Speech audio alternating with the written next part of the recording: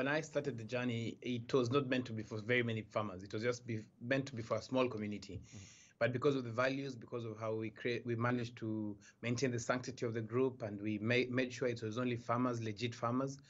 The group grew faster than we thought, and now we managed to have more than 100,000 farmers from across 18 different countries in Africa. And so, we understand the dynamics of, online groups. Some of us are in so many WhatsApp groups, others on Facebook groups. But, managing to actually consolidate these people to actually speak the same voice or stay focused as far as the main topic or what brings them together is concerned, you are able to actually put these people together to talk about matters farming as far as information is concerned. How do you manage to do this? What I did is that using the Facebook tools that are available, I managed to be able to have group rules and made sure that the entry to the group was only for farmers. Remember, I'm also a farmer. So what I wanted to do is that to share the information. We also managed to get moderators who really managed to play a very vital role in making sure that whatever information is being shared is only being shared by farmers for farmers only. But also, try to talk to me a bit about the significance of, these community leaders, because this is definitely the main backbone of this support coming out of Facebook. What sort of significance do you see in having such community groups and community leaders like you? Well, most people have managed to have groups, and some of the groups are good, but the value of the group is not as you cannot be able to measure it. So what we have done is that using the Facebook tools, the feature, especially the group insights, we've been able to know where these farmers are, who are the members of this community, what are they talking about, where are they are. And Facebook has been very kind enough to give us a platform, plus the support in terms of even the tech support where we would need something done. We have the different features of the platform where we can be able to use it fully to manage the community. One important thing is the fact that these farmers had joined many other groups. But what we did is that we made sure that whatever was being discussed, we had something that we call rituals on a daily basis. Every day of the week, we had different topics, different crop solutions, different crop problems and challenges that farmers were facing, which we were addressing, which we managed to also get some farmer experts, as well as agronomical support from different experts in the industry.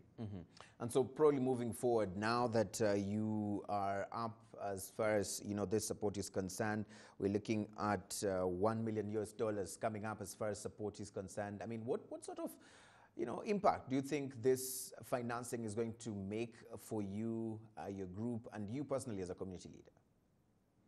Well, first of all, I'd like to thank Facebook for having not only given us a platform, but also the resources.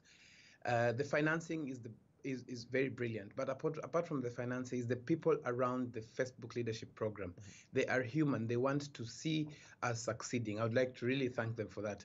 And for the impact that is going to have is that as we are here in this week, the United Nations General Assembly week, what happens is that most people talk about food, most people talk about hunger, most people talk about all this that's relating to food, but nobody talks to the farmer. Facebook has managed to talk to the farmers through me, through my community. They're engaging with the farmer directly. I can be very certain that I am the only farmer that has been flown in during this week to be able to talk to this. And now with the resources that are available, my aim, together with working in very close partnership with Facebook, is to be able to make sure that the online community is able to meet offline, to be able to discuss. Remember, farming is a very physical activity.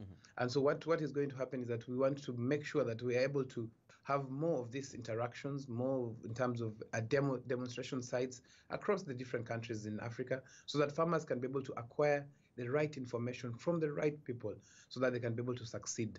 And yes, using this, we can be able to say that Facebook has helped us to be able to participate in the second SDG, that is to be able to end food hunger. Right. You bring in a very important issue, and that is, the going physical. meeting on the farms, and as far as agriculture is concerned, being a physical exercise. And so we're talking of 100,000 farmers, across Africa.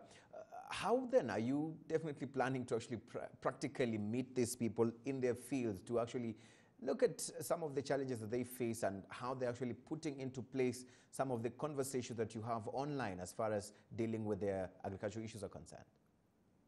Using the leadership program that is there, the leadership circles, I've managed to talk and communicate to quite a number of admins from different groups. So I would like to go further and have different people who are in different countries in Africa, because all the challenges that farmers face across the world are the same.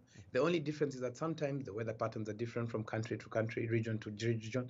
So I'd like to have the smaller groups who are able to know that if it is in California, for example, the weather pattern this is the weather pattern. This is what grows well here. This is the market dynamics that are there. So using the offline, so we use Facebook as for the online meeting and discussing this, just like the way we're having this discussion. But now the physical is very vital, because an agronomist has to see your farm to help you. They cannot just help you online. So the fact that Facebook is really, really interested in guiding us in terms of how we can be able to be leaders directly by talking to people face to face, physically, it is going to have a very big impact. And it's going to be a change and a turning point in Africa, agriculture in Africa. Right. Now, finally, let me just ask you this very quick question. We are all being told that farmers today need to actually mechanize if they have to actually survive in this age and time as far as, farming is concerned and financing is concerned. What do you think we are doing wrong as farmers, and also those who are calling for mechanization is concerned? What do you think is actually not being done right that needs to be fixed today? I will not address I will not answer the question based on whether we're doing right or wrong. Mm-hmm. What I have seen in the Africa Farmers Club is that farmers need information. Mm-hmm. Whether you want to mechanize these farms or you want them to remain in the same way, farmers need this information that is very vital. And using the platform that we have is that we've managed to be able to get these experts to talk to farmers. And that is why the sanctity of the group has been has been preserved, because whatever we discuss is about farmers. And so the mechanization can only come after the information has been passed to the farmer, and farmers have made well-informed decisions that, yes, I can be able to grow onions very well, but now I need mechanization to be able to be more effective. It doesn't mean that if you don't have mechanization, you cannot farm. We can all farm.